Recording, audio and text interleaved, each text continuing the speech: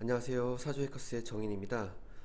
이번 시간은 저번과 이어지게 이제 오행에 대해서 이제 상생에 대해서 이야기를 해볼 건데요. 상생에 대한 이해입니다. 이 상생을 이해하지 못하시는 분들도 꽤 있는데 저는 항상 이거를 설명할 때는 항상 그림을 그려보라고 이야기를 해요. 그림. 그래서 제가 오늘 그림과 함께 이제 오행 상생과 상극에 대해서 이제 설명을 해드리겠습니다. 자, 일단은 목생화. 목은 불을 살려준다. 가장 기본적인데 생각을 해보면 굉장히 편하게 돼 있어요. 그림을 그려보면 이 나무란 것을 불을 태우면 불이 잘 타게 돼 있습니다. 그림과 같이 이 목재가 있고요, 불이 붙는 형상이 돼 있죠. 자, 이 그림을 보고 목생화, 나무는 불을 살려준다 라고 간단하게 이해를 하시면 굉장히 편하겠죠. 자, 그 다음에 화생토. 이 불이란 거는 흙을 살려준다라고 이야기를 하는데 쉽게 이야기를 한다 그러면 위에 보시면 이 도자기가 있고요, 밑에 보면 그냥 거름과 같은 흙이 있습니다. 이해를 편하게 하기 위해서는 이 불 속에 어떤 도자기를 만들어서 불 안에다 넣어버리면 어떻게 될까요? 그냥 진흙이었던 것이, 그냥 흙이었던 것이 이 불에 의해서 아름다운 도자기, 조금 멋있는 도자기로 바뀐다고 보시면 되겠죠. 그래서 저는 이해를 할 때, 이 불은 흙을 살려줌으로 해서 어떤 생명력을 불어넣어서 무언가를 만드는 존재가 될 수 있구나 라고 이해를 했었고요. 밑에 보시면 거름이 있는데, 자, 이 불이란 거는 나무를 태웁니다. 타고 남은 나무에는 재가 나오게 됐죠. 이 재란 것은 어떻게 보면 흙에서 거름이 될 수 있다. 이 흙이 살아날 수 있게 어떤 거름을 만들어주는 역할을 하기 때문에 저는 화생토를 생각할 때는 이 도자기와 거름을 생각합니다. 자, 그 다음에 토생금이라고 있습니다. 토생금. 이것도 그림으로 보시면 굉장히 이해하기 편하실 건데요. 자, 이 흙 속에는 여러가지 뭐 미네랄이나 광석 여러가지가 들어있겠죠. 땅을 파보면 이 흙 속에서는 이런 보석도 나올 거고 금도 나오게 돼 있습니다. 그래서 저는 이제 이 토생금, 이 흙은 금을 만들어주는 역할을 한다고 하는데, 어떻게 보면 이 흙이란 거는 금의 어머니가 될 수 있다는 거겠죠. 이 흙에서 금과 보석이 나온다. 이 돌, 금이란 존재들이 나올 수 있다라고 보시면 아마 이해하기가 굉장히 편하실 겁니다. 자, 그 다음에 금생수. 이 금이란 거는 물을 만들어내는 역할을 한다고 하는데, 옆에 그림을 보시면 계곡에 물이 흘러가고 있고요. 수도꼭지를 제가 이렇게 사진을 올려놨는데, 왜 금이 이렇게 여러가지 이제 뭐 이론적으로 이야기를 하자면 굉장히 복잡한 이론도 있고 뭐 여러가지 좀 깊이 들어가면 많은 이야기가 있습니다. 근데 저는 간단하게 말씀드릴 수 있는 게 뭐냐면, 수도꼭지가 무엇으로 되어 있을까요? 수도꼭지는 쇠로 되어 있죠. 이 수도꼭지를 틀면 물이 나옵니다. 그래서 저는 이렇게 금생수를 표현할 때 손님들한테는, 아니면 이 사주를 공부하시는 분들한테 이 금생수를 이해하기 위해서 가장 편한 거는 뭐냐면, 저 수도꼭지를 틀면 물이 나오듯이 그렇게 생각을 하시면 된다라고 제가 설명을 해드려요. 그 다음에 또 금생수라고 있는데, 이 바위 속에서 물이 나오는 건데, 이거를 예전에 그 성경에 보면 모세의 이야기가 나오는데, 모세가 이 황야에 그 자기 백성들을 이끌고 나갔을 때 너무 목이 말라 하는 그 백성들이 막 하여튼 뭐 반란이 일어난 거죠. 물도 없고 죽겠다라고 얘기하니까 그때 모세가 어떻게 했냐면, 자기가 가지고 있는 지팡이로 바위를 때립니다. 그럼 바위 속에서 물이 콸콸콸 나오죠. 아마 그런 얘기 들어보신 적 있으실 거예요. 그렇게 생각을 하시면, 금생수, 이 돌 속에서는 물이 나올 수 있구나 라고 이해를 하시면 굉장히 쉽게 이해가 되실 겁니다. 자, 그 다음에 수생목. 이 물은 나무를 살려주는 존재를 하죠. 어떻게 보면 나무의 엄마가 될 수 있는 것, 나무를 살려주는 존재가 될 수 있는 건 물입니다. 아마 이거는 굉장히 이해하기가 편하실 거예요. 자, 그 다음에 상극의 이해. 상극의 이해가 조금 어떤 분들 같은 경우는 이해를 잘 못하시는 분들 계시는데, 간단하게 이야기하자면, 자, 여기 보시면 목극토라고 제가 이렇게 써놨습니다. 목극토. 나무는 흙을 괴롭힌다, 흙을 극한다라고 얘기를 하는데, 나무가 서 있습니다. 근데 옆에 그림을 보시면 나무의 뿌리가 어떻게 되어 있을까요? 흙을 헤집고 들어가서 흙을 꽉 잡고 있는 그림이 되어 있죠. 자, 다른 말로 한다 그러면 이 나무란 거는 뿌리를 내려서 흙을 움직이지 못하게 만든다. 그렇기 때문에 이 나무는 흙을 괴롭히는 존재, 흙을 극한다라고 이해를 하시면 아마 쉽게 이해가 되실 겁니다. 그 다음에 토극수. 아마 이거는 굉장히 쉽게 이해가 되실 거예요. 이 흙이란 존재는, 흙은 쌓이고 쌓이다 보면 어떻게 보시면 댐을 만들 수 있는 거고, 그 댐 속에는 물이 갇히게 돼 있습니다. 이렇게 물이 흘러가는 물이 있을 때 어떻게 많은 흙을 뿌려버리면 어떻게 될까요? 이렇게 물이 흙에 갇혀가지고 어떻게 보면 흘러가지를 못하고 고여있게 돼 있죠. 그렇기 때문에 토국수, 이 토란 존재는 물을 극한다라고 보시면 되시고요. 자, 그 다음에 삼국 중에서 가장 이해하기 편하신 게 뭐냐면 수극화입니다. 물은 불을 극한다. 소방차를 이렇게 생각하시면 굉장히 이게 편할 겁니다. 불이 났을 때는 물로 불을 끈다라고 보시면 되는 거고요. 자, 그 다음에 화극금. 이 불이라는 존재는 금을 극한다라고 이야기를 하는데, 옆에 그림을 보시면 여러 가지 철물이 들어가 있고 그 위에 불로 이렇게 이 쇠를 녹이는 그림이 되어 있습니다. 이걸 보시면 굉장히 이해하기 편하실 거예요. 이 불이란 존재들은 이 금이라는 존재를 괴롭혀서 녹이는 역할을 하죠. 녹여서 금의 기능을 제대로 하실 수 없게 만들어 버린다라고 생각을 하시면 굉장히 이해하기가 편하실 겁니다. 자, 그 다음에 금극목. 자, 제가 도끼 사진을 올려놨는데요. 이게 금도끼, 쇠로 만든 도끼입니다. 자, 이 쇠로 만든 도끼로 나무를 자르면 어떻게 될까요? 나무는 잘리게 되어 있습니다. 그래서 이 금이란 존재들은 나무를 괴롭히는 역할을 한다라고 이해를 하시면 굉장히 이해하기가 편하시죠.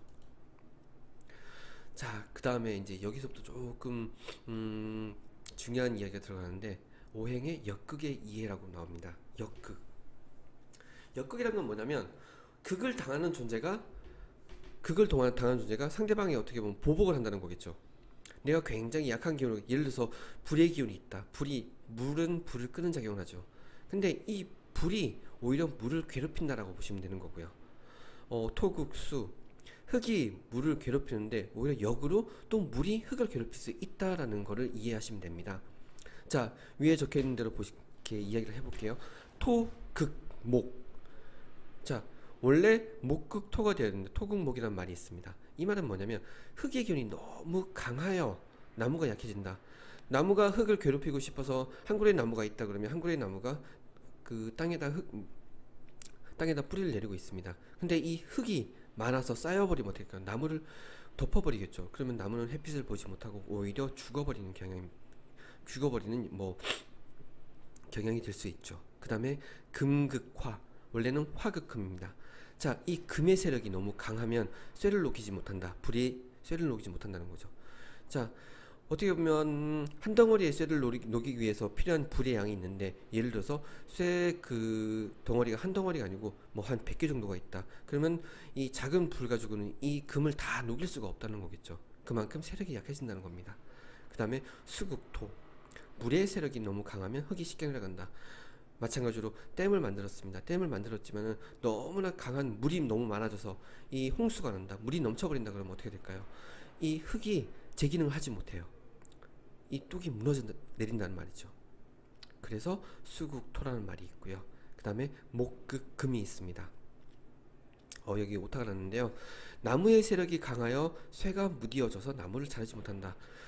한 그루의 나무를 자르기 위해서는 도끼 한 자루 가지고 충분히 자를 수 있다라고 하겠지만은, 이 도끼 한 자루 가지고 100그루의 나무를 자르려고 한다면 어떻게 될까요? 도끼가 어느 순간 무뎌져 가지고 나무를 자르지 못하게 되어 있겠죠. 이게 바로 역극작용입니다. 자, 마지막으로 화극수. 원래는 수극화. 물이 불을 끄는 작용을 하겠지만은 이 불의 기운이 너무 강하면 물이 말라버린다는 거겠죠. 예를 들어서 한여름에 작은 물 웅덩이에 태양이 계속 비치고 있으면 어떻게 될까요? 물이 다 증발해서 없어지게 마련입니다. 그만큼 이 작은 물은 태양을 이길 수가 없다는 거겠죠. 그래서 이게 역극작용이라고 이해를 하시면 아마 조금 이해가 편하실 겁니다. 자, 그 다음에 오행의 역생에 의해 역으로 생해준다는 말인데, 자, 쉽게 한번 풀어볼게요. 자, 토가 물을 극하지만은 너무 말라 있으면 오히려 물을 좋아한다라고 되어 있습니다. 이 말은 뭐냐면, 이거는 다른 말로 하면, 사주란 거는 그런 얘기가 있어요. 한난조습. 차가우면 따뜻하게 데워줘야 되는 거고, 그 다음에 말라 있으면 물을 줘서 조금 습하게 만들어줘야 된다. 흙이 말라 있으면 어떻게 보면 죽어있는 흙이 될 수 있겠죠. 이 죽어있는 흙은 생명이 태어날 수가 없습니다. 나무도 자랄 수가 없고요. 어떻게 보면 그 말라붙어 있는 흙 속에는 지렁이나 이런 벌레들조차도 살 수가 없습니다. 그래서 이 흙을 살려주기 위해서는 오히려 물이 조금 필요하다는 거겠죠. 그 다음에 수가 화를 극하지만 수가 너무 차가우면 화를 좋아한다. 자, 한겨울의 물은 굉장히 차갑게 되어 있습니다. 이 말즉슨 뭐냐면, 나중에 다시 이야기를 하겠지만은, 사주 구성 요소 중에서, 사주 구성 요소란 거는, 이 8가지 글자가 조화롭게 이루어져 있으면 굉장히 좋은 건데, 만약에 물의 기운이 너무 많고, 금의 기운이 너무 많으면, 사주가 차갑다라고 이야기를 해요. 그러면 이런 차가운 사주에는 약간 불의 기운이 들어와주면, 이 불의 온기가 너무 차가운 사주를 조금 데워주는 역할을 하겠죠. 그래서, 뭐, 이 수가 화를 극하지만은 수가 너무 차가우면 화를 좋아한다는 말이 있습니다. 그 다음에 화가 금을 극하지만은 불이 없으면 쇠로 좋은 그릇을 만들 수가 없다. 이 말도 마찬가지인 게 뭐냐면, 너무 금의 기운이 강하다 보면 오히려 불을 필요로 하는 그런 사주가 있습니다.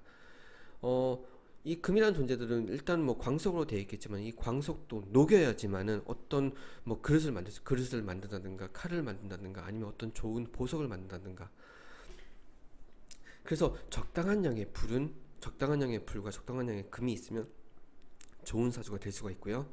마지막으로 이 금이란 이 쇠도끼가 나무를 극하지만은, 나무는 금이 없으면 동량치제가 될 수가 없다. 어떻게 보면 이 나무도 마찬가지입니다. 그냥 나무가 솟아 있지만은 그 나무를 잘라서 가구를 만들 수가 있는 거고요. 아니면 어떤 뭐 예를 들어서 의자나 여러 가지 뭐 만들 수가 있겠지만은, 이 너무 나무가 많다 보면 오히려 이것들이 또 우리 조금 안 좋은 쪽으로 작용을 하게 돼 있습니다. 그래서 이 사주란 거는 모든 것이 조화롭게 이루어져야 되는데, 여기서 역생이란 거는 뭐냐면 내 사주에서 나를 극해주는 존재가 있어야 된다는 말이에요. 적당량이 있으면 좋다. 너무 나한테 좋은 것만 있다 보면 오히려 썩어버릴 수 있다는 이야기가 여기서 나옵니다.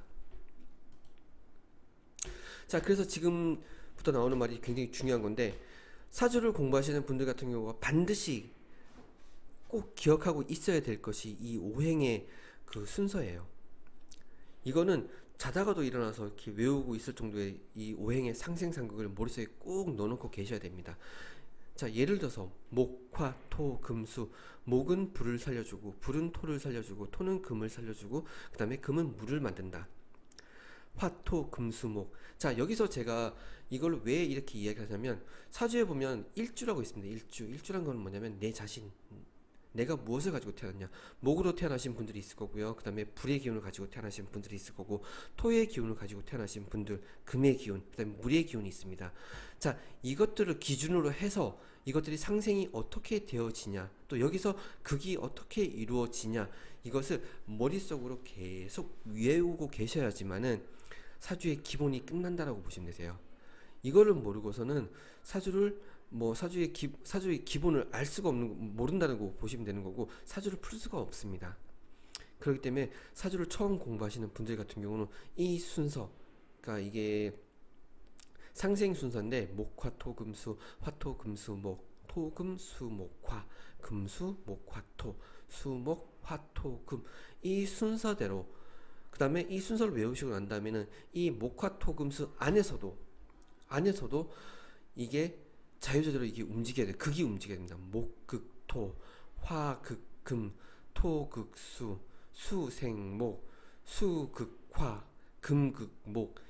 이 5가지 안에서 상생과 상극을 여러분들께서 자유자재로 생각할 수 있고 자유자재로 풀 수 있을 때, 이제 그때가 사주의 기본이 끝났다라고 보시면 됩니다. 자, 그래서 오늘 제 이야기를 듣고 제 강의를 들으신 분들 같은 경우는 지금부터라도 뭐 다른 거 다 필요 없어요. 이 사주 음양 오행, 특히 오행의 이 상생상극을 지금부터 매일매일 아니면 뭐 본인 틈날 때마다 계속 머릿속으로 외우고 계셔야지만은 이제 사주의 기본이 끝났다라고 생각하시고요. 꾸준하게 외우시는 게 좋습니다. 이것이 끝나야지만 나중에 육친 관계라든가 그 사주 풀이할 때 굉장히 많은 도움이 되는 거기 때문에 저는 꼭 공부하시는 분들 같은 경우는 이 순서를 반드시 기억하시고 꼭 외워두시길 바라겠습니다. 자, 이번 수업은 여기까지 하겠습니다. 감사합니다.